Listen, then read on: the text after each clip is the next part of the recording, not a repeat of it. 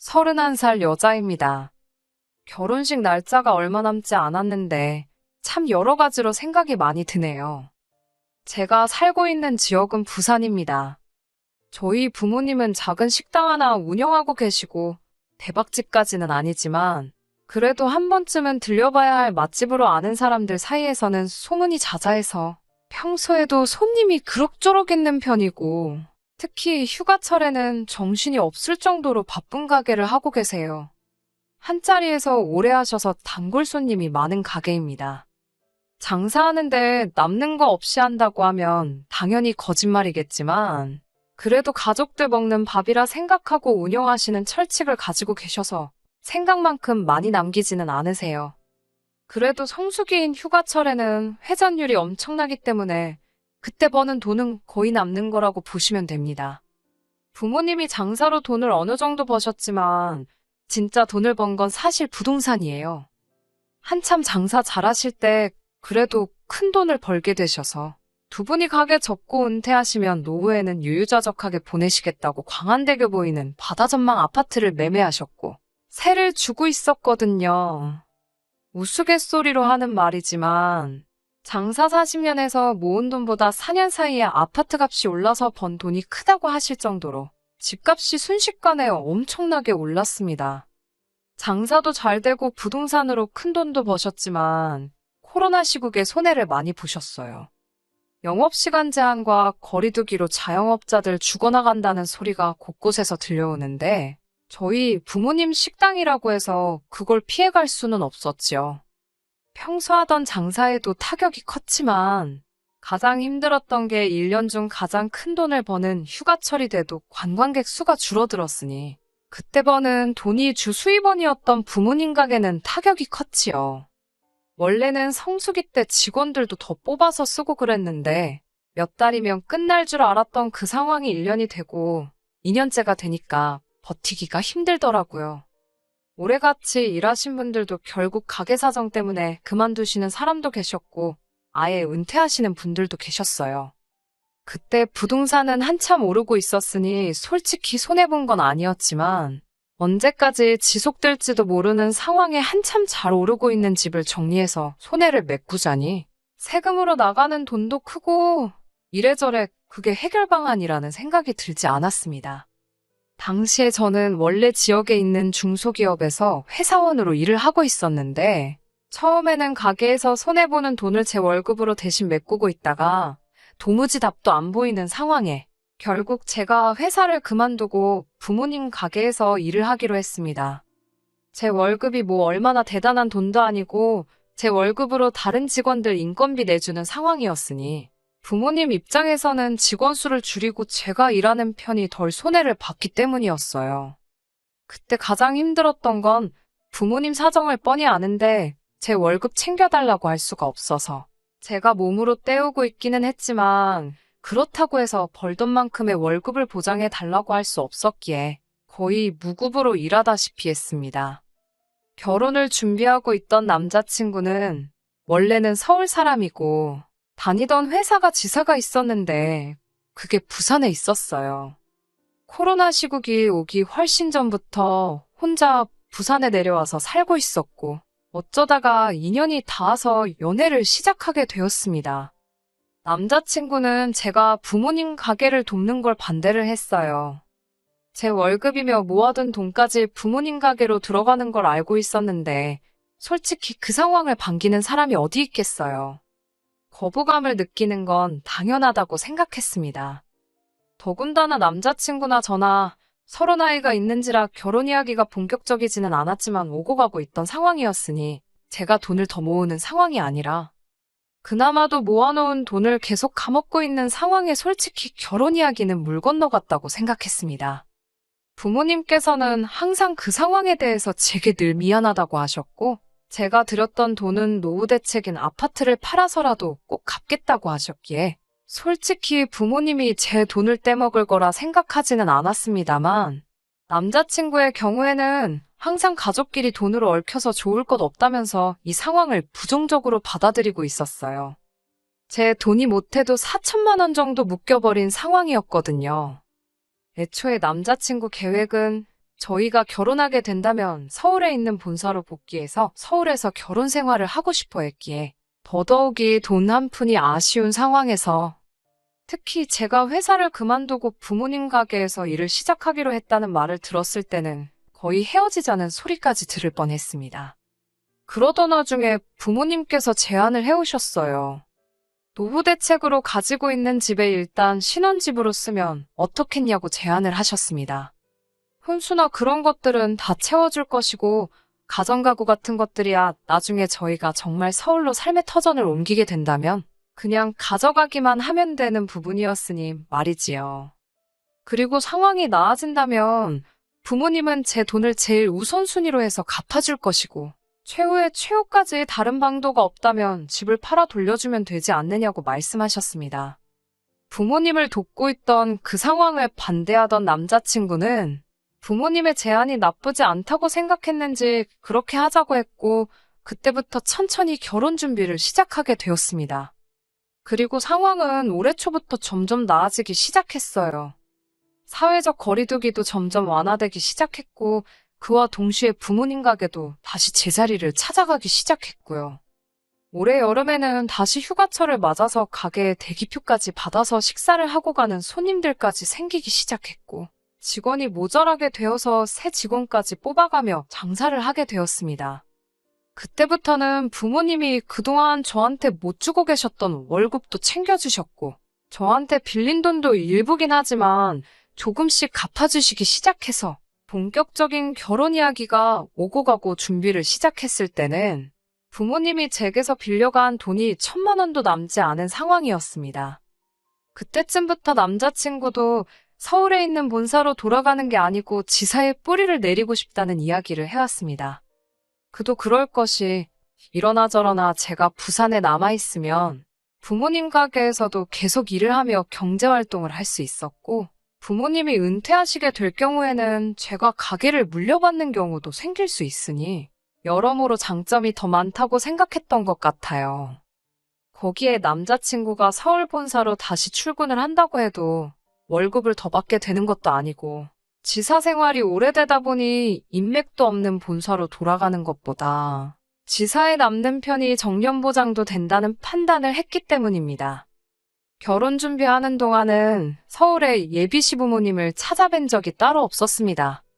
코로나 때문에 위험하기도 했고 올 초부터는 부모님 가게가 정상적으로 돌아가기 시작하면서 가게가 바빠서 짬을 낼 시간이 없었거든요. 그러다 몇 달 전에 드디어 예비 시부모님께 인사를 드리러 서울로 올라가게 되었습니다. 그런데 거기서 사소한 오해가 생기게 되었어요. 남자친구가 서울 남자긴 하지만 무뚝뚝한 건 경상도 남자 못지않게 무뚝뚝한 편이거든요. 처음에는 그렇게 생각하려고 했어요. 무뚝뚝한 편이기에 부모님께 신혼집을 설명하는 과정에서 중요한 이야기를 제대로 전달하지 못했다는 식으로 말이죠. 처음에는 분위기도 좋았고 사소한 이런저런 이야기를 주고받고 있었습니다. 그러다가 예비 시어머니가 저한테 신혼집 이야기를 꺼내더라고요. 아파트 시세에 대해서 묻길래 부모님이 노후 대책으로 사두신 아파트고 4억에 매매를 했는데 현재는 그게 많이 올라서 10억 정도 하는 걸로 알고 있다고 제가 아는 선에서 대답을 했습니다. 그런데 난데없이 결혼하게 되면 그 집 명의는 어떻게 할 거냐고 묻더라고요. 그 말에 처음에는 남자친구가 자세한 이야기는 하지 않고 저희 부모님이 집을 해주시기로 했다고만 전달한 줄 알고 다시 정리해서 예비 시어머니한테 설명해드렸어요. 말씀드렸다시피 그 집은 저희 부모님께서 노후 대책으로 사놓으신 아파트고 두 분이 은퇴하시면 그 집에서 지내실 거라고 저희는 그때까지 그 집에서 살다가 부모님 은퇴하는 타이밍에 맞춰서 새 집을 구해서 나갈 계획이라고 말했더니 그 말은 금시초문이라는 듯이 반응을 하더라고요. 제 돈이 저희 부모님한테 상당히 묶여있다고 들었다며 저희 부모님은 저한테 빚까지 지고서는 다른 사람도 아니고 딸이 결혼하는데 집 명의를 왜 붙들고 계시는 거냐 묻더라고요. 빚이라고 해봐야 그때 당시에는 1,000만 원도 남아있지 않았고 가장 많이 빌려가셨을 때도 4천만 원 남짓한 돈이었는데 아무리 그래도 1,000만 원 빚 갚는다고 10억짜리 집을 제 명의로 돌려주실 이유는 없잖아요. 그렇다고 그깟 1,000만 원 값자고 몇 년 사이에 2배가 넘게 오른 부동산을 처분할 이유도 없고 말이죠. 남자친구가 말을 어떻게 전한 건지 전달하는 과정에서 오해가 생겼겠거니 하고 있었지만 실상은 그게 아니었네요. 예비 시어머니는 저한테 그 집은 저희가 결혼하게 되면 명의를 옮기는 게 맞다고 하시며 남자친구도 결혼할 때 돈을 가져가니 공동명의로 하는 게 맞다고 하더군요. 저게 무슨 귀신 씨나라 가먹는 소린가 싶어 남자친구 쪽을 쳐다봤는데 남자친구는 당혹스러운 표정만 하고 있지 나서서 그 상황을 해결하거나 끝내려는 모습은 보이지 않았습니다. 다시 부산 내려가는 길에 남자친구가 그제서야 자기가 설명을 제대로 못했다며 사과를 하더라고요. 그 상황에서 잘못 알고 계신 거라고 예비 시어머니한테 자초지종부터 모든 걸 설명하고 있을 때는 찍소리도 안 하더니 집에 가는 길에 제 기분 풀어준답시고 그제서야 사과를 하는데 솔직히 남자친구가 처음으로 못 믿었다는 생각이 들었어요. 결과적으로는 예비 시어머니한테 처음부터 끝까지 설명하게 되면서 아무리 결혼을 하고 나서라도 그 집은 저희 부모님 노후 대책이나 마찬가지이기 때문에 공동명의는커녕 제 명의로도 돌아가지 않을 거라고 못을 박아두기는 했습니다. 부모님과의 금전관계도 몇 달 뒤에는 완전히 해결될 일이고 만에 하나 그 집을 저희가 제 부모님한테서 매매를 하게 되더라도 값은 시세에 맞춰서 제 값을 치를 것이라고 확실하게 선을 그어놨어요. 아무리 부모님한테 설명하는 과정에서 오해가 생겨났다 하더라도 이해하기 힘든 부분이 많았습니다. 그래서 그런가 솔직히 이 결혼을 하는 게 맞는 건지 싶은 생각도 드네요. 혹시나 예비 시어머니가 꺼낸 말이 오해에서 나온 것이 아니고 모든 상황을 알고 있는 와중에 나온 본심이 아닐까 하는 생각 때문에 말입니다. 어찌저찌 오해를 풀었다고는 하지만 솔직히 첫인사 드리고 나서부터 생각이 많아 일도 손에 안 잡히는 상황이네요. 이미 5년 가까이 연애를 했고 남자친구도 거의 저 때문에 서울 본사 돌아가는 거 포기하고 부산에 뿌리 내리기로 했는데 사소한 오해 때문에 결혼을 뒤집어버리는 게 맞는 건가 싶기도 하고 고민이 참 많네요. 그냥 넋두리나 해보는 겸 이렇게 사연을 보내봤습니다. 안녕하세요. 오랜만에 다시 인사드리네요. 결론부터 먼저 말씀드리자면 결혼식을 열흘도 채 남기지 않은 상황에서 남자친구와는 끝내 파혼하기로 했습니다. 애초에 그런 오해가 생긴 뒤로 파혼 생각을 안 한 것도 아니지만 오해도 풀었고 그동안 길게 만나온 시간도 있으니 좋은 게 좋은 거라고 생각하기로 했었거든요. 그런데 실상은 그게 아니었네요. 애초부터 저나 저희 부모님을 아주 물러보고 있었던 겁니다. 오해 풀고 나서 결혼 날짜까지 잡았고 결혼 준비 하나씩 해나가고 있었어요. 식은 부산에서 올리기로 했습니다. 아무래도 남자친구도 직장 생활을 내내 부산에서 해왔다 보니 가족 친지분들 서울에서 부산 내려오는 버스 대절해드리고 식은 삶의 터전인 부산에서 올리는 게 맞다고 합의를 했었거든요. 식 날짜까지 잡아놓은 상황에서 전세로 살고 있던 분들이 나가게 되면서 집이 빈집이 되었습니다. 그 와중에 어찌저찌 부모님이 저에게서 빌려간 돈은 전부 돌려받았고 부모님께서 어차피 고쳐서 살 집인데 저한테 그동안 빌렸던 돈도 있었고 하니 이자 내주는 셈 치고 리모델링하고 인테리어를 해주기로 하셨어요. 어차피 언젠가는 부모님께 돌려드려야 할 집이었지만 그래도 신혼집이었으니 인테리어는 최대한 저희가 원하는 대로 하게 되었습니다. 원래도 신축에 가까운 아파트였는데 리모델링 해놓으니까 더 번지르르해졌더라고요. 특히 통창으로 보이는 바다 전망이 정말 멋지고 밤에는 맘대로 야경이 너무 좋더라고요. 당장 들어가서 살아도 되지만 그래도 시골리고 신혼여행 다녀온 후에 의미 있게 들어가서 살려고 입주는 따로 안 하고 있었어요. 그런데 예비시모한테 전화가 왔어요. 예비시부모님과 결혼한 예비신우 부부까지 해서 당장 내려오겠다는 겁니다. 결혼식이 2주하고 며칠 정도 앞두고 있는 상황이었는데 뭐 때문에 오려는가 했어요. 그런데 당신들부터 예비신우 부부까지 올여름에 휴가를 못 다녀왔다며 결혼식 하는 김에 부산에 먼저 내려가서 휴가 좀 즐기다가 결혼식 참석하고 가겠다고 하는 겁니다. 다른 하객들이야 여전히 버스를 대절한 상황이기에 문제가 없었고 미리 와서 쉬다 간다는데 제가 못 오게 할 이유도 없었지요. 그러시냐고 했는데 난데없이 집 비밀번호를 알려달라고 하더라고요. 신혼집 비밀번호가 왜 필요하시냐 물었는데 자기들 2주간 머물 곳은 있어야지 않겠냐며 거기서 먹고 자고 하겠다고 하는 거예요. 듣다 보니 너무 황당하더라고요. 아무리 그래도 신혼집 가구며 혼수다 새 것으로 준비해놓았고 남자친구 짐은 아직이지만 제 짐은 이미 다 들어가 있는 상황이었거든요. 저희도 당장 들어가서 살아도 되는 상황이긴 했지만 기분 내겠다고 저희도 가고 싶은 거 참고 견디고 있는데 그 집이 지금 빈집이나 마찬가지인데 좀 쓰면 어디가 덧나냐고 하더라고요. 그건 조금 어려울 것 같다고 말했더니 빈집 가지고 뭘 야박하게 구냐면서 예비 시부모가 쓰겠다는데 어떻게 거절을 할 수가 있냐면서 저한테 뭐라 쓴소리를 하더라고요. 해명할 필요까지 있나 싶었지만 그래도 그 집이 빈집인 이유를 설명하려는데 기분 나쁘다고 당신 할 말 다 하더니 전화를 그냥 끊어버리는 겁니다. 어이가 없어서 저도 다시 전화 안 했지요. 그런데 얼마 안 있어서 남자친구한테 전화가 오는 겁니다. 지 엄마한테 연락받았다고 하면서 저보고 왜 그러냐는 거예요. 살림이며 내 옷이며 다 들어가 있는데 솔직히 불편하다고 했어요. 아직 그 집에서 살 우리도 하루도 안 지낸 곳인데 새 가정가구며 쓰게 하고 싶지도 않고 혹시나 뭐 망가지거나 흠집이라도 생기거나 내 물건이라도 하나 없어지면 싫은 소리 해야 될 수도 있지 않냐고. 휴가차 오시는 거면 솔직히 부산에 관광호텔이 얼마나 많은데 좋은데 잡아드리면 되는 거 아니냐 했습니다. 그랬더니 다짜고짜 저한테 어차피 장인 장모님 집인데 왜 저보고 집주인 행세를 하느냐고 하더군요.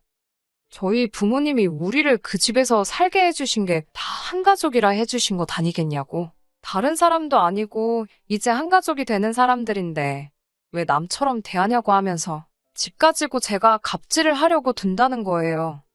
그리고 그런 저희 마음 씀씀이가 결국에는 제가 저희 부모님을 욕보이는 거나 마찬가지라고 하는 겁니다. 저희 부모님을 욕보이는 일이라길래 저희 부모님한테 곧바로 전화를 걸었어요.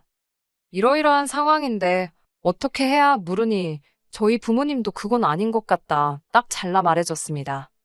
남자친구 표정이 말이 아니더군요. 이미 다 정리된 상황인데 불만이 아주 많다는 듯 계속해서 궁시렁대더라고요. 저희 부모님이 예비시가족 머물 숙소를 구해줘야 한다는 겁니다. 그것도 바다 전망 보이는 아주 고급 호텔 이야기를 하면서요. 왜 그걸 우리 부모님이 내셔야 하냐 했더니 저랑 저희 부모님이 자기 가족들을 집에서 머물지 못하게 어깃장을 부리고 있으니 우리 가족들은 부산 내려와서 어디서 머물러야 되냐 이런 소리나 하고 있는 겁니다.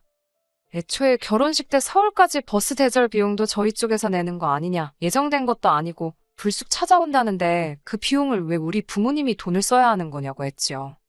누가 봐도 억지를 부리는 건 자기 자신이었으니 남자친구도 더는 할 말이 없었나 봐요. 그러면 그냥 오지 말라고 한다고 하면서 예비 시부모 바람 맞히는 게 앞으로 네 결혼 생활에 어떻게 돌아올지 두고 보자고 하는 겁니다. 웃기지도 않더라고요. 전 그렇게 오라고 하고 싶으면 자기 돈 주고 숙소 잡아주면 해결되는 거 아니겠어요? 그런데 끝까지 지 돈 쓰지도 않고 자기 돈까지 써가면서 자기 가족들 2주 동안 부산 구경 시켜주는 게 수지타산에 안 맞는다고 생각한 건지 근데 제 앞에서 예비 시부모님한테 전화해서 그냥 오시지 말라 하더군요. 여기서 끝났으면 좋았겠지만 혹시나 촉이 안 좋아서 그날 저녁에 신혼집 가서 비밀번호를 바꿔놨어요. 아니나 다를까 남친 가족들이 부산 내려온다고 통보했던 날에 남자친구한테서 전화가 오더라고요. 이게 뭐 하는 짓이냐고 묻길래 너는 뭐 하는 짓이냐고 저도 똑같이 따져 물었습니다. 잔말 말고 비밀번호나 알려달라는 걸로 봐선 안 봐도 누구한테 현관문을 열어주려고 그러는지 딱 알겠더라고요. 오지 말라고 내가 보는 앞에서 연락하더니 안 들키면 그만일 거라고 생각했는지 그새 말을 바꿔서 자기 가족들 다시 내려오라고 했던 겁니다. 그날 저녁에 남자친구 퇴근하고 나서 아주 된통 난리가 났지요. 예비 시모가 그러더군요. 너 이래가지고 나한테 며느리 대접받을 생각하지 말라고 하면서 우리 아들이 서울 본사로 옮겨서 서울에 집 얻고 그러면 내가 어떻게 하나 두고 보자 하는 겁니다. 신혼집 공동명의 안 한다고 할 때부터 알아봤다고 시골 깡촌에 살면서 돈 몇 푼 좀 있다고 꺼드럭거리지 말라더군요. 남자친구도 그렇고 예비 시모도 그렇고 뭘 그렇게 두고 보자고 하는 건지. 이런 식으로 나오는데 제가 오래오래 두고두고 볼 사람이라고 생각했던 걸까요? 애초에 남자친구가 부산에 뿌리 내리기로 해서 저도 결혼 생각을 한 건데 이제 와서 서울로 다시 올라간다는 이야기를 하는 것도 어이가 없더라고요. 안 봐도 뻔하죠. 기댈 곳도 없고 솔직히 이제 경력도 단절돼서 취직도 못하는 제가 서울 올라가서 뭐 하겠어요? 결혼하고 나서 남자친구는 말 바꿔서 서울로 저 데리고 올라갈 계획인 거고 지독한 시집살이가 예정돼 있는 건 안 봐도 뻔한 일이잖아요. 오히려 술술 결혼 후 저를 어떻게 할 생각인지 전부 다 말해주는 게 고마울 정도였습니다. 그래서 결혼 10일 앞두고 파혼하자고 했습니다. 애초에 처음에 친정부모님 집을 돈 한 푼도 안 내고 공동명의를 한 해 만에 하면서 치사하다 할 때부터 알아봤어야 했는데 남자친구가 중간 역할만 잘해주면 문제없을 거라고 생각했던 제가 잘못한 거지요. 그깟 결혼 꼭 오래 연애했다고 해서 책임감 느끼고 해야 할 필요도 없는 거였는데 좋은 점만 보려고 했던 제 잘못이죠. 끝까지 들어주셔서 감사합니다. 오늘의 사연은 여기까지입니다. 구독과 좋아요, 알람 설정 부탁드리고 더 좋은 사연으로 다시 찾아뵙겠습니다. 감사합니다.